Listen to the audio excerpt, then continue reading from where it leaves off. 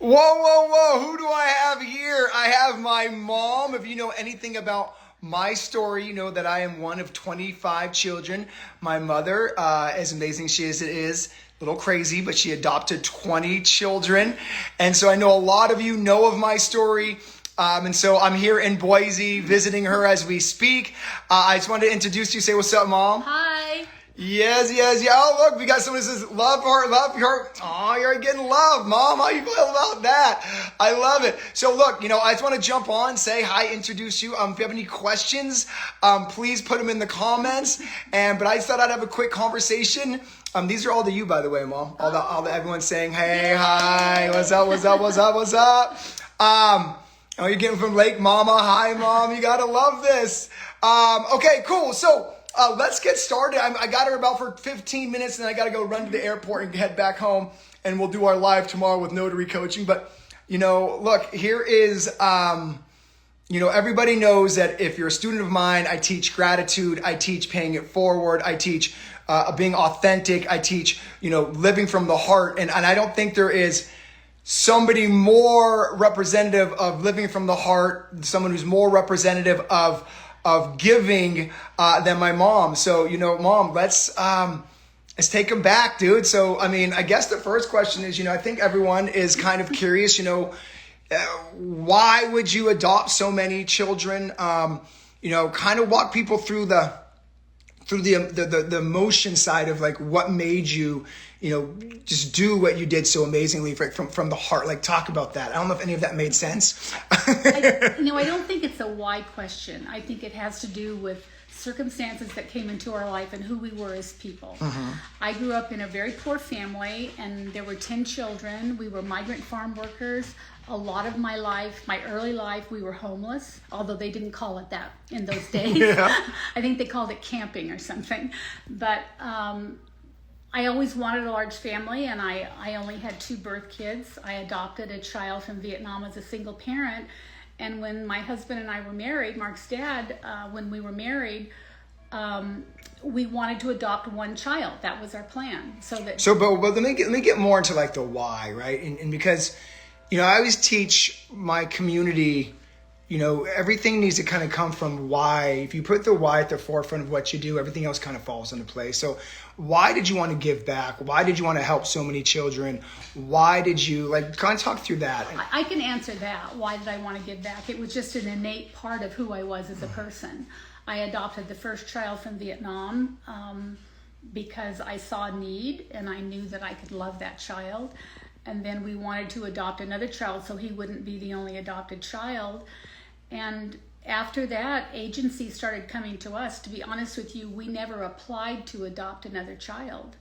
The next 3 kids that came were boat children who needed a place to live, and we took them in. And after that, it was just 1 child at a time that we found out about. And every single child had a compelling story.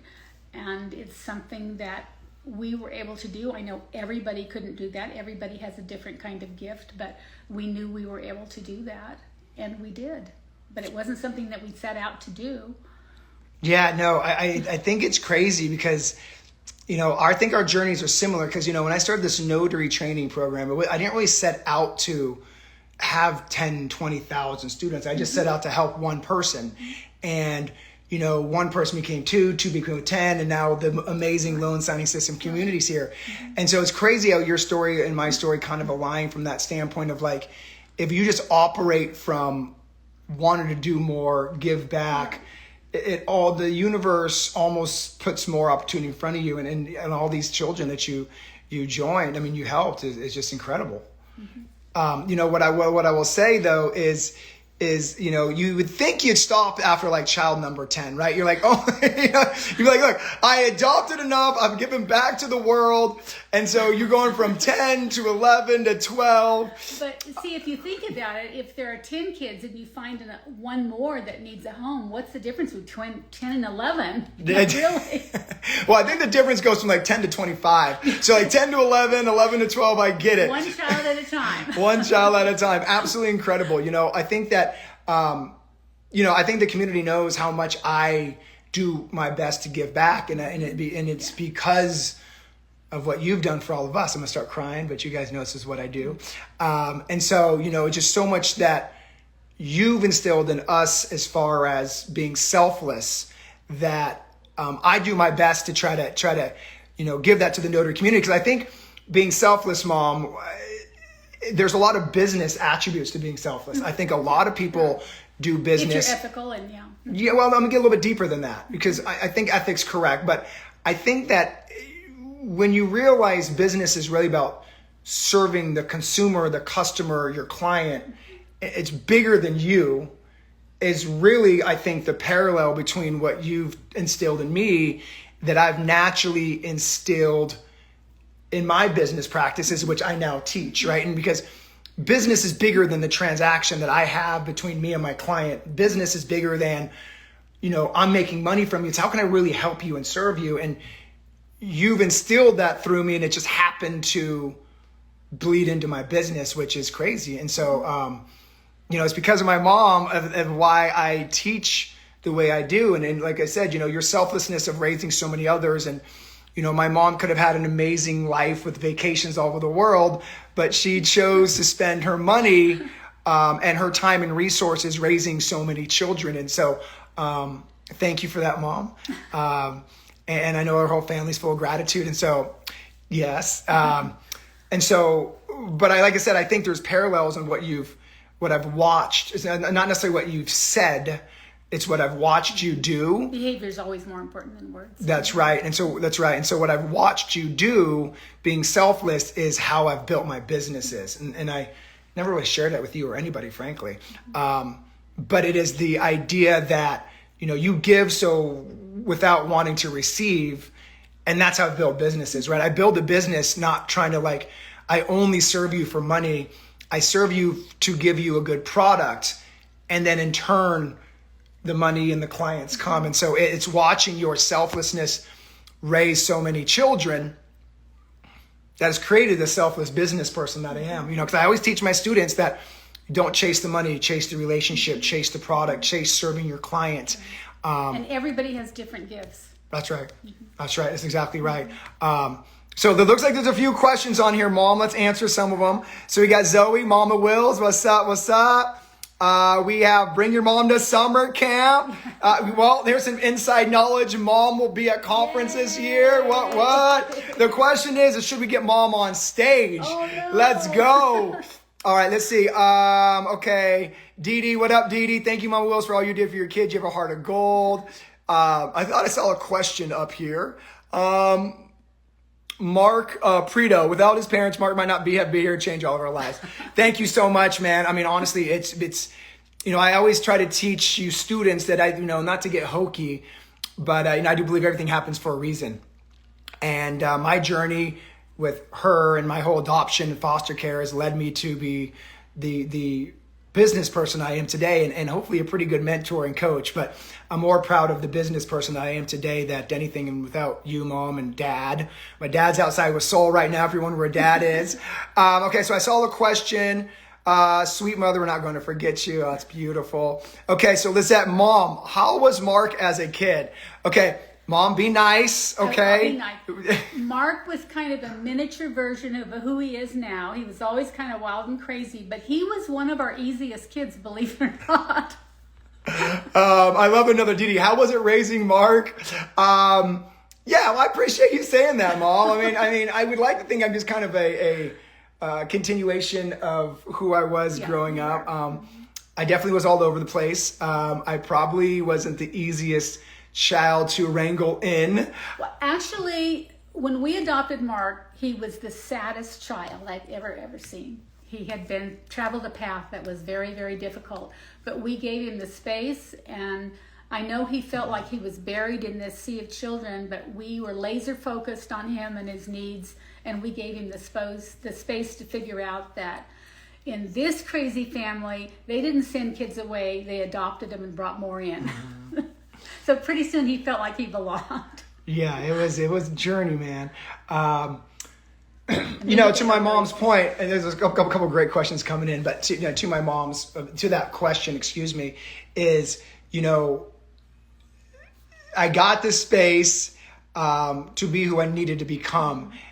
even though it was difficult finding myself amongst so many children. But honestly, you know, I think I've said this at conference or in my story. It's like, it's because I had to find my way through 18, 17 children to kind of find who I was. It's kind of led me to the business person I am today. So without that need to navigate, you know, 17 different personalities and 17 different stories, and has all led to part of my journey on who I am and who I continue to be. I'm a work in progress, man.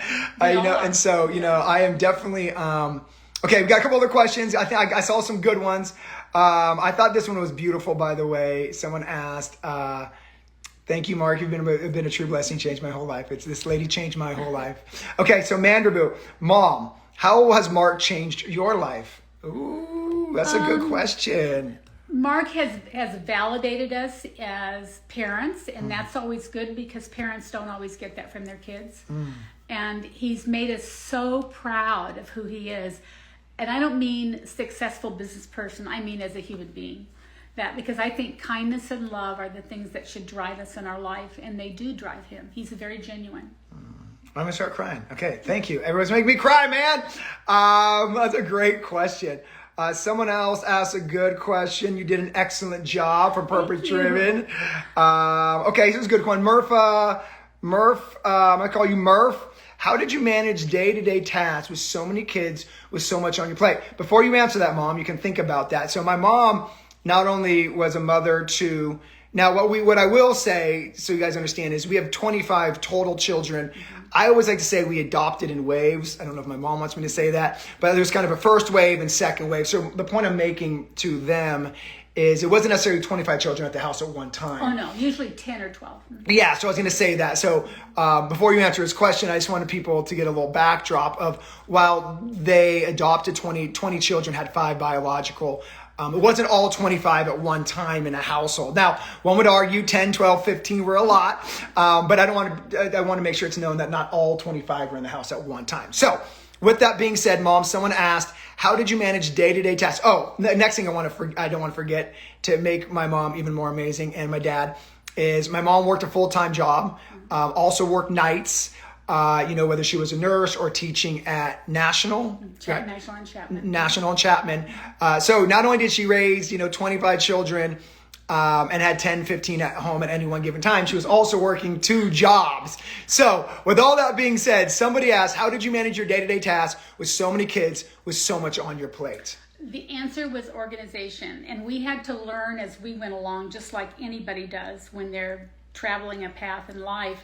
And I remember talking with, when we had 3 kids and we got 3 boat children right at the beginning who were boat children. And I remember going to work and saying, I want to be a chocolate chip mommy, meaning that, you're baking the cookies when they come home from school and feeling really frustrated about that. And she said, Patty, you just have to organize things so everybody's working together. And so we did. We broke up every job in the house. Everybody had a job that lasted about 15 minutes after school. After dinner, we started this thing where every single person went into our kitchen. I mean, there'd be 12 people in our kitchen cleaning. Somebody would be microwaving, Windexing the front of the oven, and somebody would be loading the dishwasher. Remember that? Oh, and man. And because everybody was doing it, whenever we got a new child, everybody did it. There was no question about it. And to be honest with you, we're raising a granddaughter now, Blessing, and she's 10 times harder than any of our other kids ever were. Yeah, so to add to my mom's great question, by the way, is we would all have chores and we'd all have responsibilities. And so like after dinner, like she just said, someone would clean the kitchen island, someone would clean the dishes, someone would vacuum the floor, someone would it was all done. And so we would just get to work. Yeah. That was that's a great question, by the way. And in the morning, I would put these cookie trays out the night before and put English muffins on with a slab of cheese, and I'd cover them up with saran wrap, and we'd put them in the refrigerator, and then in the morning I could pop them in the broiler and put glasses of juice out, and so everybody had breakfast. So I could be a chocolate chip mommy. Yeah, no, there was definitely a lot of assembly lines at our house growing up. What's crazy is, she took in a lot of children who, I don't know how to say this, but were kind of Troubled. I was actually going to go troubled, yes. But I was going to go kind of the children who were lost in the system. So it was, the second wave of kids. The second wave of kids. And so, we'd get, my brothers and sisters would be 8, 9, 10, 11 when they got adopted into our family. And so maybe been in 10 foster homes. Right. And so the fact that I was in a few foster homes was really kind of small compared to some of the kids in our family who were going through 6, 7, 8, 9, 10. So it's another reason I'm so dedicated to the foster care system is I've seen the power of it and the ability to really help shape a child's life. And I wouldn't be where I am without the foster care system. Or Mama Will's right here. I see Papa Will's outside fishing with Soul right now. Yes. Okay, so any more questions, please ask anything. This is Mom. Some of you guys may not know, I am one of 25 children.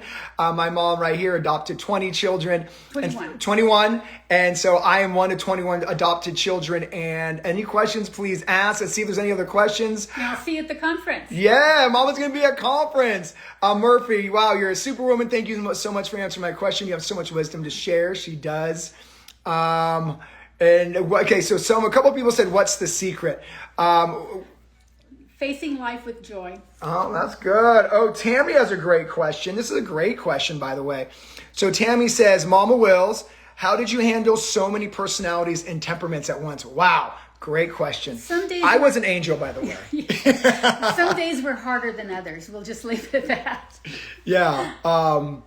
Yeah, it's a good question. And if I can jump in there, and like I was telling earlier in this conversation is like part of me, I had to learn how to operate different temperaments and personalities, and that being one of I think the max, I think there was like 14 kids at the house, if I had to think. Okay, yeah, max. So I was one of 14 at kind of the peak of the children at the house at one time. We didn't kick them out. They went off to college. Yes, all older. Yeah. That's why I called them waves. Everyone has had different age groups. Yeah.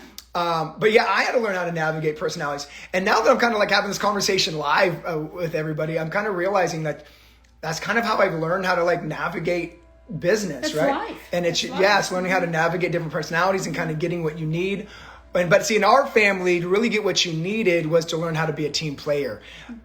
Being autocratic didn't really work with 10 children or 10 brothers and sisters who all had their unique backgrounds. And so there was really a method to learning how to negotiate. And, we grew up kind of in the rural area, so we'd have like 3 channels to watch on TV. So we didn't have any cable, and so we really had to like negotiate. Like, no, we're watching Saved by the Bell. No, we're not. And so just learning, it was all interesting. I love doing this Q&A with everybody. GNBS, a group in foster care. Oh, I love it. Foster care in a house. Our past doesn't define us. It's what we do today that makes it matter.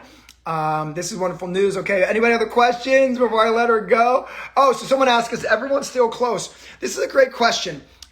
No, it's just like in any family. You have some families where everybody's close and some families are not. And there are different groups of kids who are close to each other. Yeah, it's funny. I get this question from like friends. I always say it's like a high school, there's cliques. And so, like when you go to like a high school, you got like the jocks, and you got the cheerleaders, and you got the band members. And so what our group is kind of like a clique. And so there's 3 different cliques. There's another member of the Wills family. So there's different members of cliques. And so, I think that's kind of the answer, like how everybody got along. And that happens even in birth families. And yeah. As far as navigating personalities, that happens in birth families that maybe only have 3 kids. Yes. Okay, we have another question. That was a great question. These are great questions, by the way. And so to end the question from GNMBS is, we're close. I think you guys see on my Instagram story, the cliques are kind of close is my point. So like Lisa Ann, Kim Lee, super close. Me and Claire, super close. And so yes, everyone tends to be kind of clse to, and it usually kind of ended up being their age groups more than anything else. But yeah, so some of us are close individually. Her biological daughter, Shelly, and I were super duper close growing up. And so yes, it was really cool. Okay. Your ways of have time and you can get all together for seasons. I don't really think we all get together this as much as we'd like to because geographically. Maybe 12 or 13 is the most that I've had together. I have some pictures on Facebook. Yeah, but so it's just difficult to get 25 children from all different walks of life. Needless to say, some children kind of brothers is what I should call them, or sisters, kind of migrate to and put their anchor down in this state or whatever. So to really get everyone together is usually not super we have doable. Kids in New Mexico, Arizona, Wisconsin, New York. No, I didn't know all that actually. California. Yeah, I didn't even know that's all. I'm like, wow. Okay, this is a great question from Ale. Ale, hey, Mama Wills, hi. What was your source of joy? Oh, that's a good question. I have a very strong faith in God, and that's what drives me. Love it. Yes, very, very, very faithful woman here. I think her question was, though, how about I'll re-ask your question that I'm curious about is, what brings you happiness? I mean, is it seeing your children raise and be successful? Like, I think she was asking, like, what brings you joy? Like, genuine giving to other people, which is what I think we were put on this earth for, does give you joy. It really does. Yeah, now you know where I get it from, right? It's funny. So one of my favorite sayings, and so I have so many things I want to say with that comment, right? And now you guys know where I talk about giving so much, where it comes from. And again, it's not like something my mom or dad really spoke of. It's more witnessing it that drove me to really have this belief of giving is the best way of receiving. And so, someone always, I coach business owners, right? And so a lot of the community watching this right now are amazing business owners. And so someone the other day told me that, the person who says money can't buy happiness hasn't given enough away. I think that's beautiful. And I think it goes hand in hand, because I think everyone knows here I'm a pretty prominent donor to Promises to Get, a foster care community. And I think my point is, I think a lot of times when people see money as evil, or some people see money as something you shouldn't really try to gravitate to. I see money as a tool. I see money as an opportunity to help others. I see money as a way to provide for your family and give to other people who also may need it. And so, but it's not the only way to give. That's right. And well, the way you gave is, and I agreed. And so you gave your time, you gave your life to giving. I'm gonna start crying right now. And so that was the best example I could have saw. I'm crying right now from my mom's. But now I think everybody knows where I get this true sense of passion and giving. Like, everybody knows that I teach that you got to learn how to give, because giving is the best way of receiving. And I say that from a business standpoint, right? From when you learn that, like, business is about giving your all, giving everything you have to your client. That's where I think that's, I'm a business coach first and foremost, Mom. And so I think when people realize that business is about really giving everything you have, serving, and that's what you've done. Like, you've served, like, you're a very religious woman, but you've also served all of us children. And I think that giving gives you so much joy, gives me so much joy, giving all my knowledge away and trying to help all these students give is coming from this lady. So that being said, so my tears would go on my face. I got an airplane to catch. But if you go to conference, I got tears coming to my eyes. Hope you guys get to know me a little bit more. Get to know my mom for the first time. She will be at conference. So we got to encourage all of us, everybody at conference, to get her on stage. But I want to say that, Mom, love you. Love everybody following. Thank you so much. And I will see you guys on tomorrow's live, 12 o'clock Pacific. Bye. You want to say anything on the way out, Mom? Bye. Bye.